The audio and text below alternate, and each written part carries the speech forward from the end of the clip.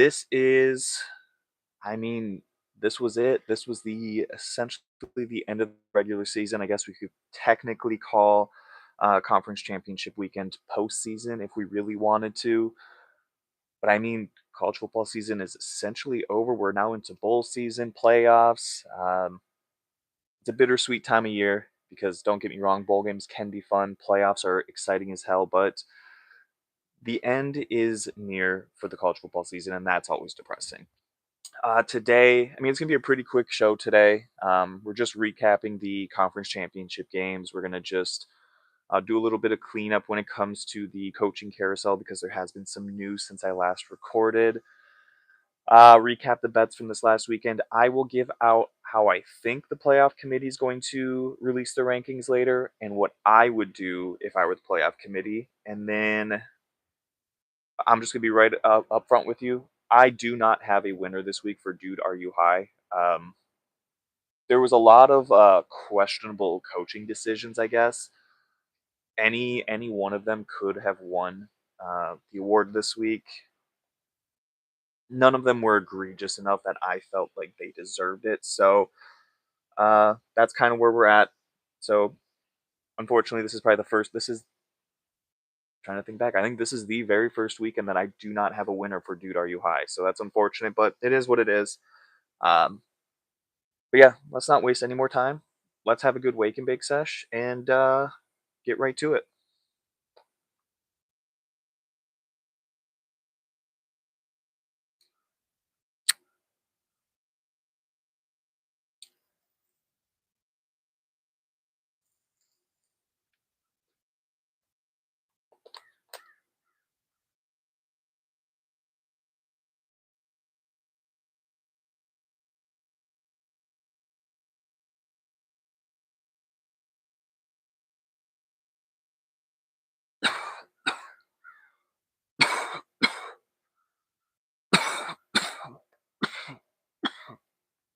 My goodness.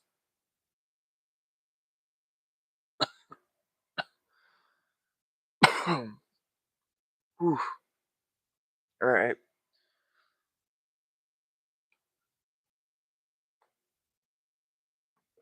All right. Let's jump right into it. Let's just do a little coaching carousel cleanup. So last episode I mentioned how there were rumors that Penn State was now pursuing Matt Campbell, somebody that talking heads like Josh Pate had been clamoring for them to pursue. They're officially doing it now. It's officially official. Matt Campbell is going to be the next head coach at Penn State, and honestly, I don't hate that hire. Look at what he's done over the last decade at Iowa State. And here's the thing too with Matt Campbell. So Matt Campbell's been at Iowa State for like 10 years. And when we had talked about Cal firing Justin Wilcox, I had said how I'm absolutely shocked that Justin Wilcox has been there for 9 years. It doesn't feel like it's been that long. For Matt Campbell, it feels like he's been there for longer than 10 years. It's the exact opposite of Justin Wilcox. I was not shocked to find out it was 10 years. Actually, I was kind of because I thought it was longer. Did great things at Iowa State. People might say, well, look at his records. He's only had like 8-4 seasons, 9-3 seasons, whatever, blah, blah, blah, blah, blah. That's not going to be much better at Penn State. The resources at Penn State are significantly better. The history at Penn State is significantly better. Look at the history of Iowa State football, and 90% of their success historically has all come under Matt Campbell. And I may be exaggerating a little bit on the low end. It could be closer to like 95, 100% of their successes come under Matt Campbell. So I love the hire. Again, we don't know how any of these hires are going to work out, but I love the hire. I think it's going to be a great hire. I think for a while there, Penn State was completely whiffing on on their hiring process, but I think bringing in Matt Campbell is going to be a good call for them. So then Iowa State has to now replace their head coach. They went out and got Jimmy Rogers, who spent 1 year at Washington State, and it wasn't a bad year at Washington State. I mean, they took Ole Miss to the wire, I think it was Virginia to the wire. They had some good games. They had an all right season. He was at South Dakota.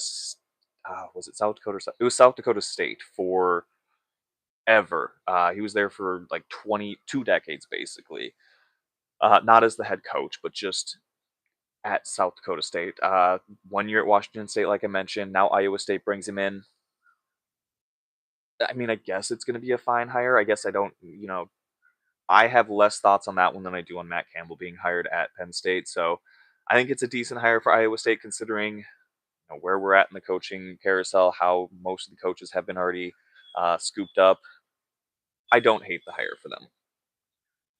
And then Washington State now, looking for a coach. Not sure who they're going to hire yet. I know Washington State's not a Power 4 team, so I don't typically cover them that much, but I'll still probably update it once we find out. All right, conference championship games. I mean, few of these games were bust, so we'll just kind of get through them real quick. Big 12 championship game, BYU 7, Texas Tech 34. And I mean, I was wrong in the sense that I thought this game would be closer than the first meeting, and I also thought that this would be a better offensive showing from BYU. Instead, they got beat by more than they did before. It was a much worse offensive showing than the first matchup. So I was way wrong on that, but I was right that Texas Tech won this game. I've been a BYU believer all year. I've been a Bear Bachmeyer believer all year. I just was not a believer for this game the first time around and in this one. BYU opened up the game with a 90-yard touchdown drive, and then they had 110 yards the rest of the game, 4 turnovers, just an abysmal showing from that BYU offense, which again I thought was going to be a much better performance this time around, but I was wrong. Um, we'll get into it later. I believe that BYU deserves to be in the playoff. Like I said, I've been a BYU believer. I've been a Bear Bachmeyer believer. I believe they belong in the playoffs. But man, this was such an ugly loss. They were already on the outside looking in.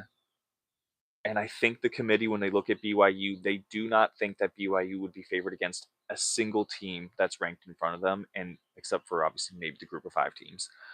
And because of that, I think BYU probably gets left out. I don't agree with that though. SEC championship game, a rematch between Georgia and Alabama. Kirby Smart 1-7 against Alabama. Uh, I said it going into this game. I thought Georgia, they're starting to hit their peak, and it feels like Alabama's on the wrong side of their peak. The one thing Alabama's been good at offensively, they have really struggled with as of late, and Georgia's defense has just looked phenomenal over the last month plus. Since basically the month of November, I would say, if we want to put a time on it or a date on that. Um, yeah, this was a. Here's the thing with Alabama: they lost this game 28-7. I'm jumping ahead a little bit. They're still probably going to get in the playoff because it's hard to punish a team for making the SEC championship game and for losing the SEC championship. I don't think the committee wants to do that. So even though this was kind of an ugly loss, Alabama looked terrible offensively. Ty Simpson was under pressure. Its run game, again, non existent. They had -3 yards rushing in this game. It was a brutal performance from that Alabama offense, which still not great, but you got to win a couple of them. Georgia's one of those teams. The way that they're clicking right now, I I wouldn't want to face them in the playoff. Before this weekend, I had Georgia, Ohio State, and Oregon as the most, I would say, as the scariest teams going into the playoff. This next game we're going to talk about, I think I got to add another team to that list. Big Ten championship game. We have Indiana and Ohio State. It was number 1 versus number 2, undefeated versus undefeated. And I thought going into this game, first of all, I thought Ohio State was going to win. I know I'm not alone in that. They were, what, 4.5 point favorites, 3.5, something like that. Um, I figured because nobody had scored 17 points against this Ohio State defense that Indiana was going to be the first. I really thought that Indiana's offense was good enough to score 17. My goodness, this Ohio State defense, I wouldn't say completely shut them down because, still had over 100 yards rushing, which is not that great. I think it was like 118. Fernando Mendoza threw for 222. Again, that's not that great. But they also weren't terrible offensively. They would have drives of like 40 yards, then just kind of stall out. So shout out to Ohio State's defense. I thought you were going to allow 17 points for the first time. Didn't happen. On the flip side, I did not see Ohio State struggling offensively nearly as much as they did, especially in that first half. Um, this really was a game that Ohio State should have won. You had 4 drives get inside in the red zone. You only scored on 2 of them, missed a field goal, went for it on 4th and 1, didn't get it. Some questionable play calling, possibly. And, like I mentioned, there was some play calls from, all over the weekend that I could have placed as the winner is dude, are you high? I guess I'll throw Ryan Day as that, just because some of that play calling, whether it's him, Brian Hartline, I don't know, is Brian Hartline even still there now that he's at USF? I'm sure he's finishing up the season. Um, interesting game. I would love to see a rematch of these two. I think a rematch Ohio State does win. I do think they should have won this game. Uh, Defensive battle, some people hate that because they're boring. I enjoyed every second of this game. I thought it was great. And again, Julian saying people might, I don't know, maybe people aren't. People might blame him saying he wasn't that great or he's overrated or he was struggling. And he did struggle, but he was also under pressure a lot in this game. He he was sacked like 5 times, I think, in this one. Um, again, I think they play this game again. Ohio State does win. Um, hey, come here. But yeah, nope, come here. Scout, come here.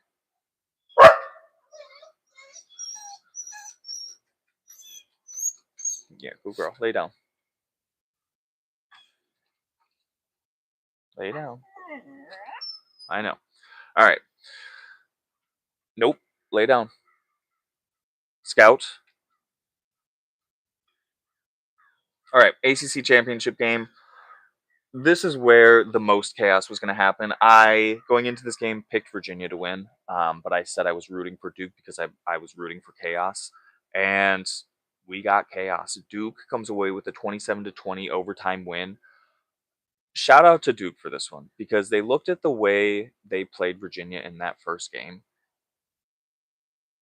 and they got dominated. They couldn't convert on third downs. For their defense, which has been horrible all year, couldn't stop Virginia. Virginia controlled the clock, and it was a 31-3 game going into the fourth quarter. They looked at that game and fixed pretty much everything. They weren't great on third down. They were 6 of 16, but they were 4 of 4 on fourth down. They were able to sustain long drives. They had a 9-minute drive to open the game, and had another 7-8 minute drive a little bit later in that first half. They were dominating the clock. They were converting their third and fourth downs. Shout out to Duke for that. And their defense actually showed up. They didn't play half bad. Chandler Morris has had better games. Let's just put it that way. Uh, sh- Shout out to Duke for creating ultimate chaos. Do I think because they are the ACC champion that the committee puts them in? Absolutely not. There's no way Duke, as an 8-5 team, is going to make the playoff. It would be a disservice to the college football playoff if they did that. Um, but I was rooting for chaos. We got it. And, we might as well get into it right now because we've got 2 group of 5 teams that are probably going to make the playoff. So, the way that I think the committee is probably going to do it, I think we've got Indiana at 1, Georgia at 2. Here's where I'll kind of go back and forth. I think they'll keep Ohio State at 3. I don't think they're going to drop them all the way to 4, and then Texas Tech just stays at 4. That's my guess. I think the next few also stay the same. I think we see Oregon at 5, Ole Miss at 6, Texas A&M at 7, uh, Oklahoma at 8, and here's where I think they've been getting enough backlash that they do make this change. I do think they put Miami in at 9. I think the fact that Duke, if Virginia had won the ACC title, they wouldn't put Miami in. But because Duke won the ACC championship, I think they're going to put Miami in now because they feel like they can't leave out the ACC, which I understand, but I don't love. Um, but I think they'll put Miami in at 9. I don't think they're going to drop Alabama out completely. I think Alabama will be at 10. I don't think they want to punish a team from making the SEC championship game and playing in it. So I do think Alabama stays in at number 10. We'll have Tulane at 11, and then I believe JMU at 12. I'm pretty sure they're going to put JMU ahead of Duke, especially where they had the rankings most recently. Now, what do I think they should do? I agree that Alabama probably should not drop out because, again, they made the SEC championship game. They played for it. You don't want to diminish that game. So I think they keep Alabama in. At the same time, and I've been thinking this all along, I do believe that BYU should be in, and I would put them in over Miami. Again, don't want to punish a team for playing in the conference championship game. So I do think that BYU isn't going to drop, but I would jump them up into the playoff. Their only losses this season are to the number 4 team in the country. Well, currently number 4. Who knows where the playoff puts them? I would have them at 4. Uh, that's their only 2 losses. But BYU definitely deserves to be in the playoff. As much as I want Notre Dame to be in, and as much as I think that they would be favored against teams like Alabama, BYU, Miami, I think if that was a rematch, I do think Notre Dame would win. Notre Dame still lost to Miami. So if it is a fight between Miami and Notre Dame, again, as much as I would love Notre Dame to be in over Miami, I do think the committee puts Miami in ahead of Notre Dame. But regardless, neither team should be in. It should be BYU instead. So I would have BYU at 9 and Alabama at 10, or you can flip flop those, I guess. I wouldn't really care. Uh, well, no, you know what? No. Alabama 10, BYU 9. That's what I would have. BYU deserves to be in. Miami, Notre Dame, get them out of there. But because Duke won, I wouldn't be shocked if the committee puts Miami in. Uh, Betting recap. I mean, it was a 500 weekend. BYU under 314.5 total yards. Georgia minus 2.5, and Alabama under 260.5 receiving yards. All hit. Virginia Duke over did not. Ohio State to cover did not. Ohio State team total over 26.5 did not. 500 weekend, not great, not terrible. Parlay also didn't hit. I had all the favorites in it. Georgia, Texas Tech, Ohio State, Virginia. Only hit 500 in that as well, and you need all of those to hit. So not the greatest weekend, not the worst weekend. We've been doing well as of late though. But yeah, thank y'all for joining me. It was an okay conference championship weekend. The first 2 games were disappointing. The last 2 definitely made up for it, I would say. Um, I think we are an hour out from the playoff committee and making their announcements. So I might go live again to react to that, discuss that. But thank y'all for joining me. I will talk to you later this week.